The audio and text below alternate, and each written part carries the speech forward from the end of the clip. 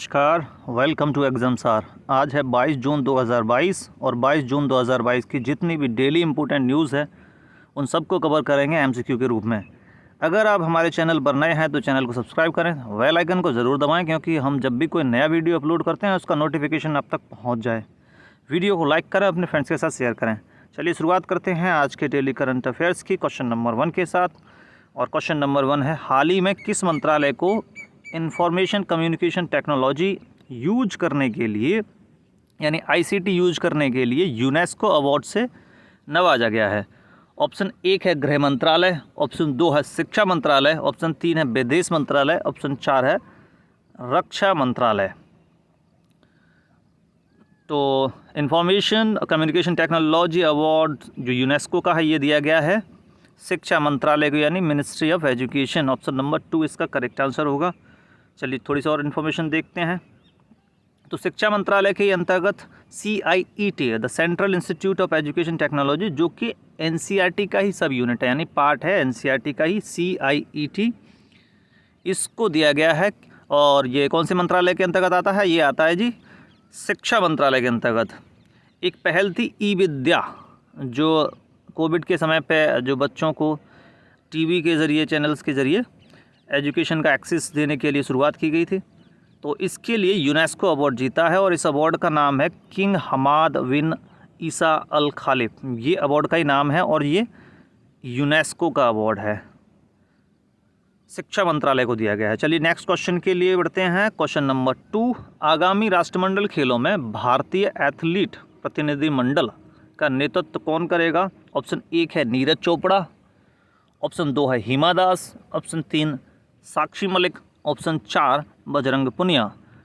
तो आगामी राष्ट्रमंडल खेलों में जो भारत का प्रतिनिधिमंडल होगा उसका नेतृत्व करेंगे यानी कि फ्लैग बियरर होंगे वो होंगे नीरज चोपड़ा, जिन्होंने गोल्ड जीता है टोक्यो ओलंपिक में। चलिए थोड़ी सी इन्फॉर्मेशन और देखते हैं। तो जो 37 सदस्यीय टीम होगी भारत की जो बर्मिंघम इंग्लैंड में यूके में राष्ट्रमंडल खेलों के लिए जाएगी, तो उसका नेतृत्व कौन करेगा? तो नीरज चोपड़ा करेंगे। ठीक है जी, यानी फ्लैग बियरर होंगे, ध्वजवाहक। नेक्स्ट क्वेश्चन के लिए बढ़ते हैं। क्वेश्चन नंबर 3, ऑपरेशन संकल्प कौन सी सेना से संबंधित है? ऑप्शन 1 है भारतीय नौसेना, ऑप्शन 2 है भारतीय वायुसेना, ऑप्शन 3 है भारतीय थल सेना, ऑप्शन 4 है सीमा सुरक्षा बल। ऑपरेशन संकल्प संबंधित है इंडियन नेवी से यानी कि भारतीय नौसेना। ऑप्शन नंबर ए जो है इसका होगा करेक्ट आंसर। क्या है, थोड़ी सी इन्फॉर्मेशन और देखते हैं। तो ऑपरेशन संकल्प का संबंध कैसे है? भारतीय नौसेना यानी इंडियन नेवी से है। इसमें INS इस ऑपरेशन में INS तलवार को यूज किया जा रहा है और जो खाड़ी क्षेत्र है ओमान की खाड़ी वाला क्षेत्र उस जगह पे ये ऑपरेशन चल रहा है। और जो भारत के पोत हैं उनकी सुरक्षित आवागमन को सुनिश्चित करने के लिए ये ऑपरेशन चलाया जा रहा है और नाम है ऑपरेशन संकल्प, नेवी द्वारा चलाया जा रहा है। चलिए नेक्स्ट क्वेश्चन की ओर बढ़ते हैं। क्वेश्चन नंबर 4, हाल ही में SCO सदस्यों की बॉर्डर सर्विसेज के हेड्स की 8वीं मीटिंग कहाँ आयोजित हुई है? ऑप्शन 1 मुंबई, ऑप्शन 2 नई दिल्ली, ऑप्शन 3 मंगलुरु, ऑप्शन 4 भोपाल। तो SCA सदस्यों के बॉर्डर सर्विसेज के हेड्स की मीटिंग ये हुई है नई दिल्ली में।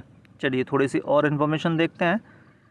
तो भारत की ओर से जो BSF के DG हैं पंकज कुमार इसमें शामिल हुए हैं, ये आपको याद रखना है। इससे ये भी याद रहेगा कि आपको जो भी पता बॉर्डर सिक्योरिटी फोर्स का डायरेक्टर जनरल कौन है, तो पंकज कुमार इस मीटिंग में शामिल हुए हैं। SCO यानी कि संघाई कोऑपरेशन ऑर्गेनाइजेशन की स्थापना हुई है 2001 में। इसका हेडक्वार्टर है संघाई चीन में और सेक्रेटरी जनरल हैं झाम मिंग। भारत इसका सदस्य बना था 2017 में। चलिए नेक्स्ट क्वेश्चन की ओर बढ़ते हैं। क्वेश्चन नंबर 5, गुस्तावो पेट्रो किस देश के राष्ट्रपति निर्वाचित हुए हैं? तो ऑप्शन 1 है इक्वाडोर, ऑप्शन 2 है कोलंबिया, ऑप्शन 3 है वेनेजुएला, ऑप्शन 4 है पेरू। तो गुस्तावो पेट्रो जो है वो कोलंबिया के राष्ट्रपति निर्वाचित हुए हैं। ऑप्शन नंबर 2 जो है इसका होगा करेक्ट आंसर। चलिए थोड़ी सी और इन्फॉर्मेशन देखते हैं। तो ये है कोलंबिया मैप पे, और ये जो साउथ अमेरिका है उसका देश है कोलंबिया। अगर आप देखें तो ये इसके इधर वेस्टर्न साइड में पैसिफिक ओशियन है, और इधर ये कैरिबियन सी, और ईस्टर्न साइड में देखें तो ये नॉर्थन ईस्टर्न साइड में ये है वेनेजुएला, साउदर्न ईस्टर्न साइड में ये ब्राज़ील है, और ये इक्वाडोर है। तो ये कुछ इसके पड़ोसी देश हैं। चलिए, गुस्ताव पेट्रो कोलंबो के राष्ट्रपति निर्वाचित हुए हैं, और कोलंबिया की राजधानी है बोगोटा, और मुद्रा क्या है तो कोलंबियन पैसो। चलिए नेक्स्ट क्वेश्चन की ओर बढ़ते हैं। Question number 6, Gautam Adani the man who changed India, ये माफ़ कीजिएगा यहाँ चेंज्ड आएगा, ये चीन नहीं है, चेंज्ड इंडिया पुस्तक के लेखक कौन है? ऑप्शन 1 है चेतन भगत, ऑप्शन 2 है तबलीन सिंह, ऑप्शन 3 है संजय बारू, ऑप्शन 4 है RN भास्कर। तो Gautam Adani the man who changed India नामक पुस्तक के लेखक हैं RN भास्कर। ऑप्शन नंबर 4 जो है वो इसका करेक्ट आंसर होगा। चलिए नेक्स्ट क्वेश्चन की ओर बढ़ते हैं। हाल ही में किस देश में रोहिंग्या मुसलमानों को म्यांमार भेजने के लिए प्रदर्शन किया गया? ऑप्शन 1 है नेपाल, ऑप्शन 2 है भारत, ऑप्शन 3 है बांग्लादेश, ऑप्शन 4 है भूटान। तो रोहिंग्या मुसलमानों को म्यांमार भेजने के लिए ये जो प्रदर्शन है ये हुए हैं बांग्लादेश में। तो ऑप्शन नंबर 3 जो है इसका करेक्ट आंसर होगा। जो विश्व शरणार्थी दिवस था उस मौके पर बांग्लादेश में ये प्रदर्शन शुरू हुए हैं। तो अभी आपको ये पता होना चाहिए कि ये समुदाय यानी रोहिंग्या समुदाय कहाँ का है। तो ये रोहिंग्या समुदाय जो है वो म्यांमार का है। म्यांमार में ये एक प्रताड़ित समुदाय है, यानी इसको परेशान किया जाता है, होमलेस है, स्टेटलेस है, यानी इसकी स्थिति जो है वो बहुत ज़्यादा ख़राब है। यानी कि ये दुनिया के सबसे जो प्रताड़ित समुदाय होते हैं उनमें रोहिंग्या को माना जाता है। तो बांग्लादेश की इस समय पर जो प्रधानमंत्री हैं ये शेख हसीना है, और राजधानी बांग्लादेश की ढाका है, और मुद्रा टका है। तो रोहिंग्या म्यांमार का समुदाय है, वहाँ का एक स्टेट है रखाइन स्टेट, उस एरिया में ये ज़्यादा पाया जाता है। चलिए नेक्स्ट क्वेश्चन की ओर बढ़ते हैं। क्वेश्चन नंबर 8, हाल ही में किस देश की गठबंधन सरकार ने संसद को विघटित करने का फैसला लिया है? तो ऑप्शन 1 है Israel, option 2 Pakistan, option 3 Nepal, option 4 Bangladesh. तो इजराइल की जो संसद है उसने अभी उसको यानी कि संसद को विघटित करने का, डिसॉल्व करने का फ़ैसला ले लिया है, और अब यहाँ से फिर इलेक्शन होंगे। अभी यहाँ के जो प्रधानमंत्री थे बेंजामिन नेतन्याहू, अब फिर से चुनाव होगा और देखेंगे कि क्या वो फिर से निर्वाचित हो पाते हैं या नहीं। तो इजराइल की गठबंधन सरकार ने संसद को विघटित यानी डिसॉल्व करने का फ़ैसला लिया है।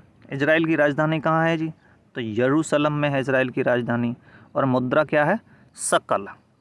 शकल इसकी मुद्रा है इजराइल की। चलिए नेक्स्ट क्वेश्चन की ओर बढ़ते हैं। क्वेश्चन नंबर 9, भारत का पहला विलवणीकरण का मतलब होता है डिसैलिनेशन प्लांट कहाँ खोला गया है? तो ऑप्शन 1 है गुजरात, ऑप्शन 2 है महाराष्ट्र, ऑप्शन 3 है पंजाब, ऑप्शन 4 है मध्य प्रदेश।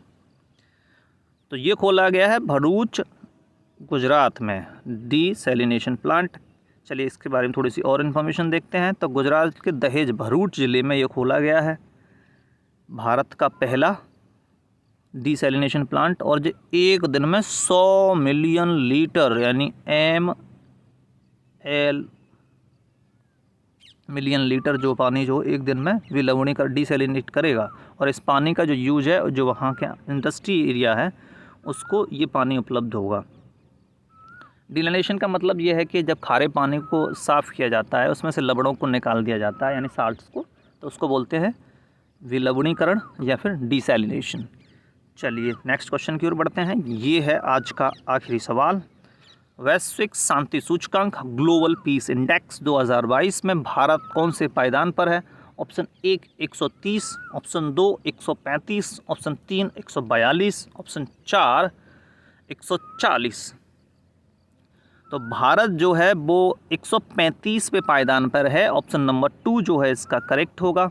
भारत की स्थिति पिछले वाले इंडेक्स की यानी 2021 के इंडेक्स की तुलना में सुधरी है, और 3 पायदान का फ़ायदा हुआ है, यानी 2021 में 138वें स्थान पर मिला। तो थोड़ी सी और इन्फॉर्मेशन देखते हैं। तो institute of economics and peace, ये इंस्टीट्यूट का नाम है, ये संस्था है जो ग्लोबल पीस इंडेक्स को जारी करती है, institute of economics and peace. Iceland जो है इस बार इसमें 2022 में पहले स्थान पर है, यानी सबसे शांत देश है।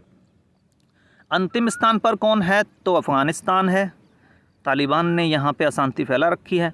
भारत 135वें पायदान पर है, याद रखना है, और +3 यानी कि 3 पायदान का फ़ायदा हुआ है पिछले इंडेक्स की तुलना में।